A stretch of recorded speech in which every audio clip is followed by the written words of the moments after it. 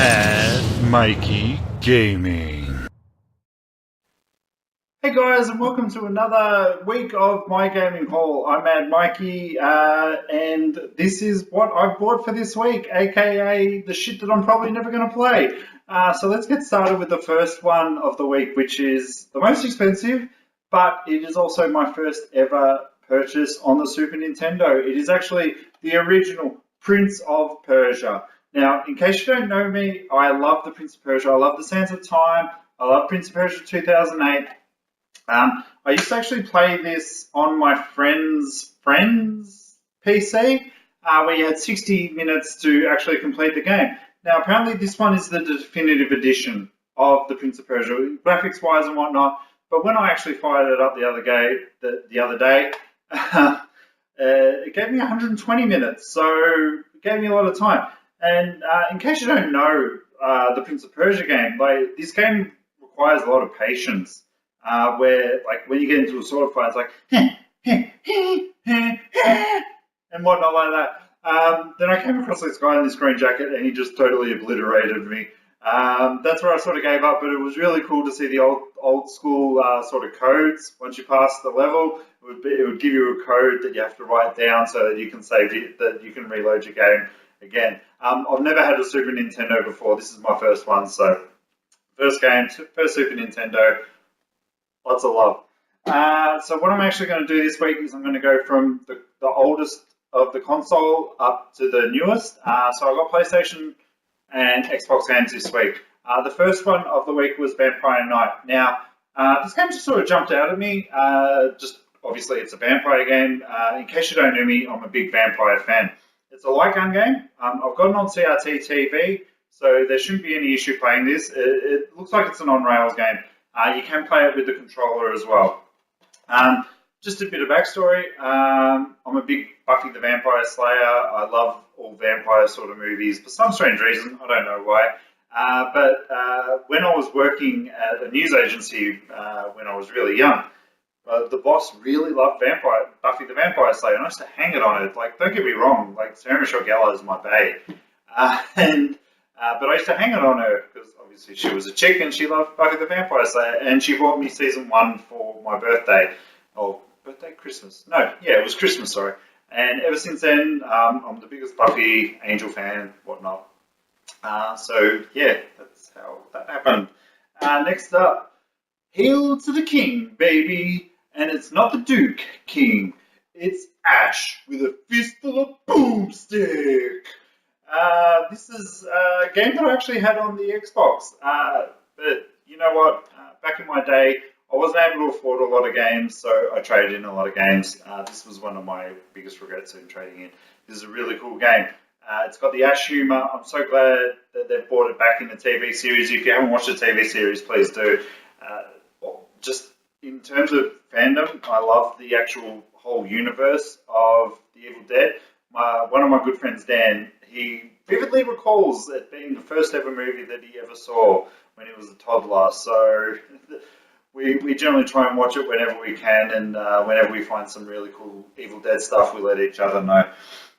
And the only PlayStation 3 game that I got this week, again, this has got a little bit of affiliation with my friend Dan, Killzone 3. Now, I've got Killzone 2 and I've got the one on PlayStation 4. I can't remember what that one's called. So I do need to still get the PlayStation 2 version of it.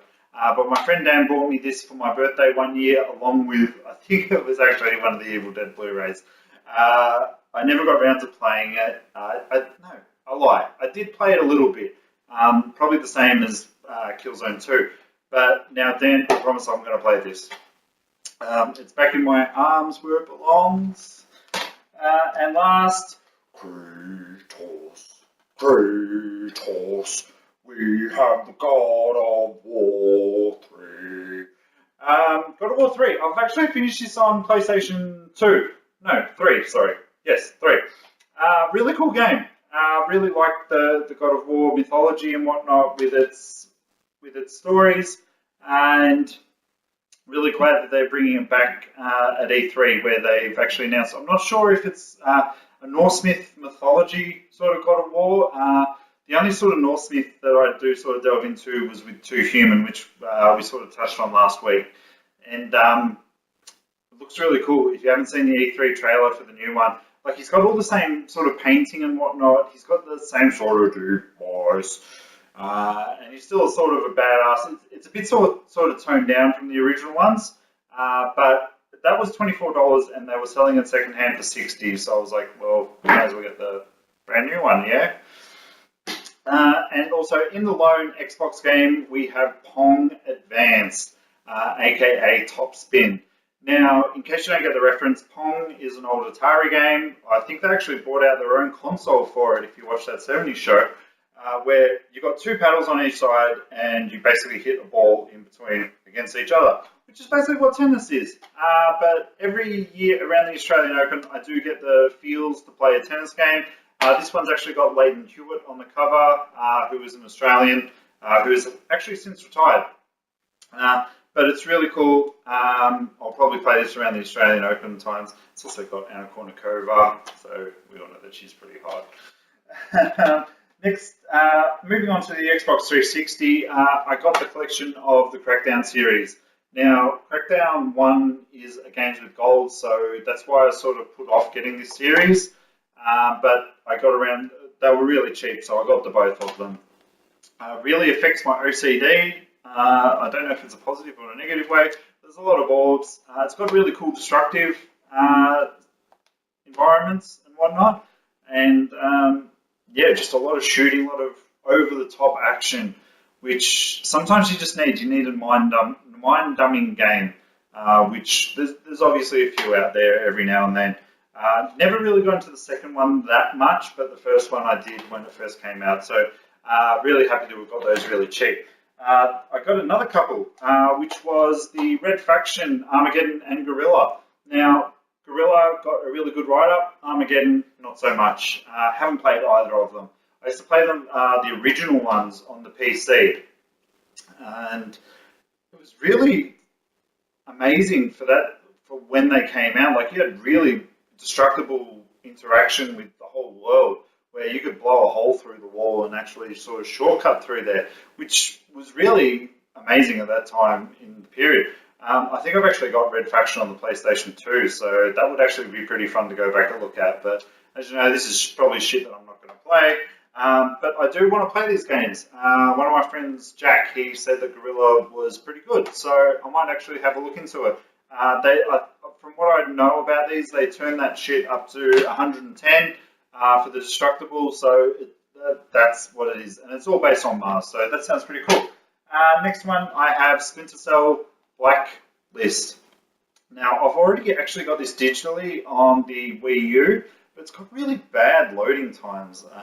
Let me know if anybody else has got this on the Wii U and it has the bad loading times. But again, it was cheap on the Xbox, so I was really actually pretty keen to see what the load times were like on this, what the graphics were like compared to the Wii U, because obviously the Wii U is a newer console. It has a really good moment in the game where they sort of, the terrorists, they lure you into an area and you're like, nah, this looks two-stage and blah, blah, blah, and then everything starts blowing up around you, of course, it's a trap. And then you're running away and just the adrenaline rush is like, fuck yeah! And when you get that perfect sort of line of actually doing it, it makes it all worth it. Really cool game. I actually haven't finished it on the Wii U, so which one I finished it on first, I don't know. As I may have said in previous videos, I really like the fact with the Wii U pad that you've got all your map and everything on there. I may have sort of spoken about this a few times, but it takes a lot of stuff off of the screen so you can actually get immersed in the game. Next one, now I played the original ones of these on the PC. That was scary as hell. It's probably what sort of delved into my love of your Resident Evil, your Silent Hill games and whatnot. This game on the 360 didn't get such a good write-up, and we're talking about Alone in the Dark. Now, Alone in the Dark, if you don't know, originated on the PC. There was 1, 2, I think there was a 3, but then they brought out New Nightmare on like your PlayStation 2. No, PlayStation 1, sorry. I've actually got it on the Dreamcast. But it's a really cool game. There's apparently a lot of bugs in this. Now I do have it on PC, on Steam. I can't actually start it, so when I saw it on the Xbox, I was like, cool, I know it's going to work there. True story, it actually plays a lot in episodic gaming, sort of like before your Telltale games came out. Knowing the fact that it actually gets released and then you have to wait a couple of months for it to come out, but like when you finish a chapter or whatnot, you might sort of walk or leave away or whatnot and come back and go previously on Alone in the Dark. So that to me, that was pretty cool. And I remember reading about it when it first came out. I'm like, no, this sounds crap. But it was actually a really cool effect.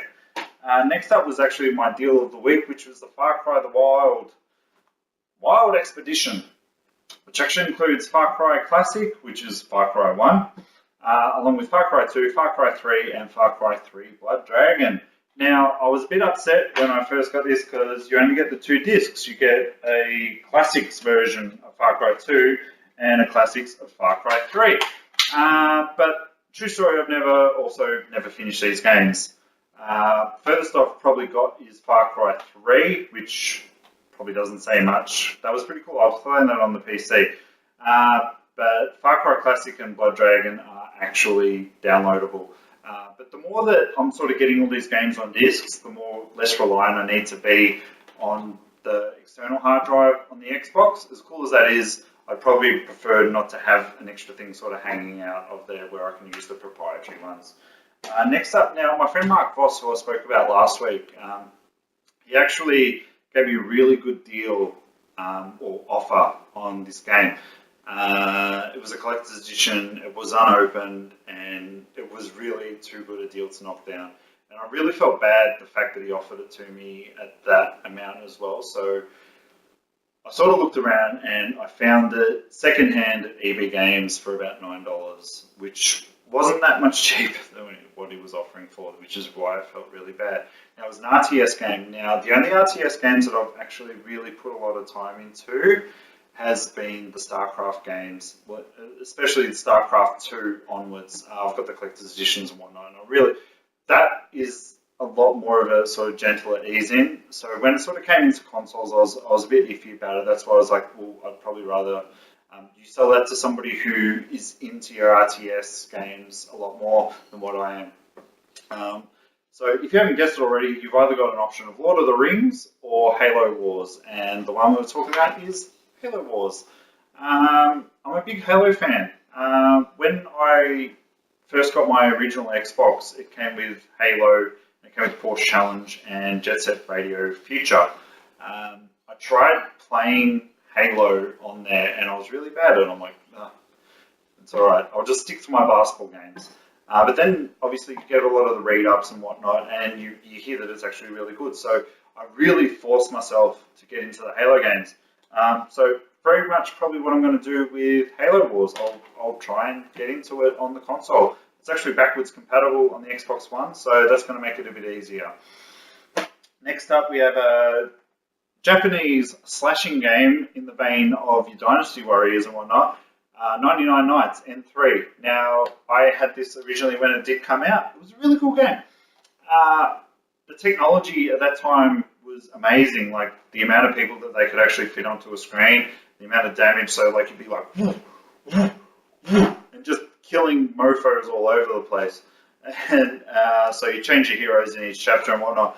A cool game. I'll probably be on the lookout for the second one now, just to complete the collection. Very mind-numbing game. You need them every now and then, to be honest. A lot of these open world games and whatnot make you think way too much. And yeah, sometimes you just want to sit back and just have some fun. Next one. Dun, dun, dun, dun, dun, dun, dun, dun. Skyrim. I actually had this pre-ordered originally on the Xbox. Then I heard so many great things about the PC version.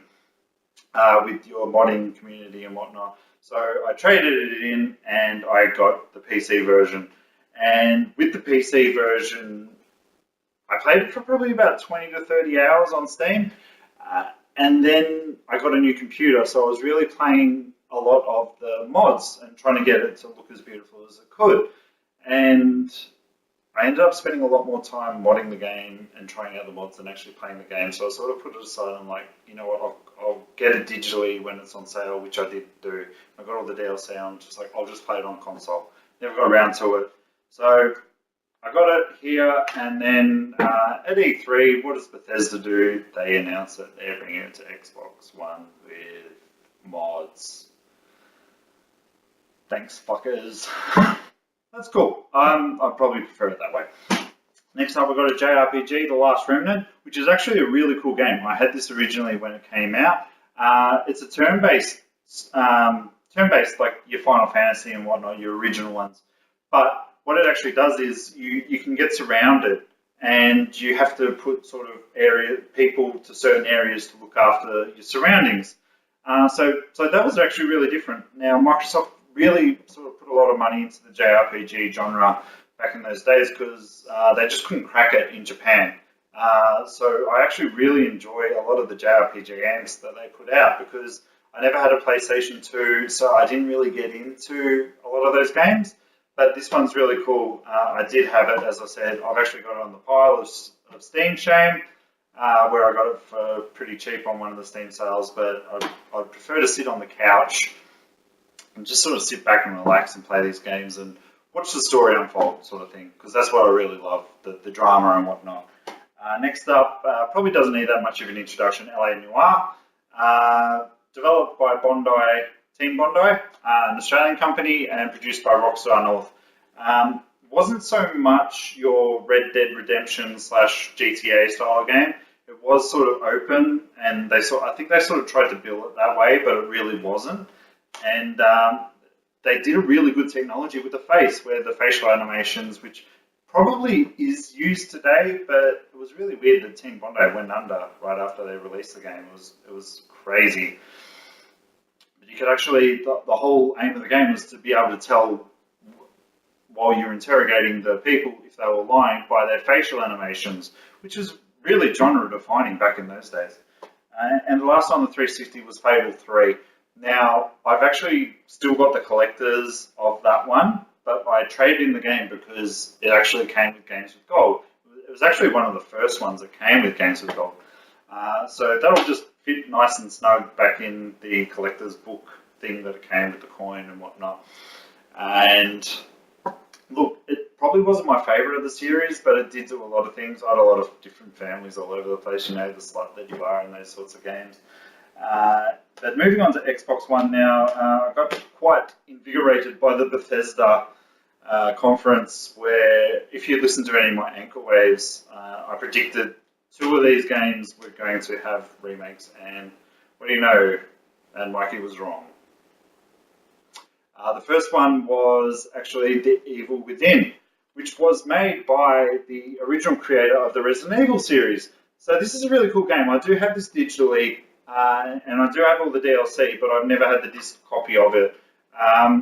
It's a really cool game. Like, scares the shit out of me. Like, I haven't finished it. My friend Dan, who I was talking about earlier, is begging me to finish this game. You really have to scrounge around for ammo and whatnot. So there's that really added tension. So if you've got one of those bad mofos chasing you, and you don't have ammo, then you're fucked. Seriously. But yeah, really good game if you want to shit your pants. The other one was Wolfenstein. I thought there was going to be a Wolfenstein sequel announced, which they didn't do, but I got the New Order.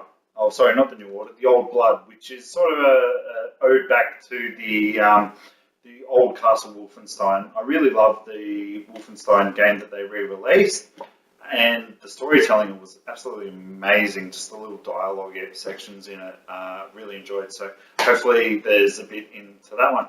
And the lucky last one, courtesy of Microsoft Xbox Store, I got the Rare Replay, which again, it's a digital game that I've already got, but I don't have the box copy. 30 games for under $30. That was the slogan in America, but unfortunately in Australia we had to pay $50 for it. But it's got a lot of good games on there, a lot of good memories. Conker's Bad Fur Day, although it's the Nintendo 64 version, and I wish that they'd put the Xbox version on, still a really good game. And Grab by Ghoulies was actually a game that I bought, and it was a game, probably the first game that I ever played with my wife. She really enjoyed that. There was a lot of good sort of your rare humour in the game, so a bit of a sentimental value in there. But look, guys, that's it for this week. It's probably going to be a small week next week. I know that there should be 2 coming in, but whether I do a gaming haul or shit, I'm not going to play sort of video again, I don't know. But tonight I'm actually catching up with an old Jedi Knight 2 Jedi Outcast clan member. We're going to sort of turn this shit up on the YouTube video. We're going to sort of make a banner and whatnot. Haven't seen him for ages, so I'm really looking forward to it. So again, if you like what you've seen here today, or if you want to subscribe or help in any way, again, it's the like button, it's the share, any sort of thing will help. But have yourselves, guys, a great weekend. I've got plenty of games to be playing. Until next time, hopefully I'll put some new content out next week. Maybe I might get a bit creative. So long.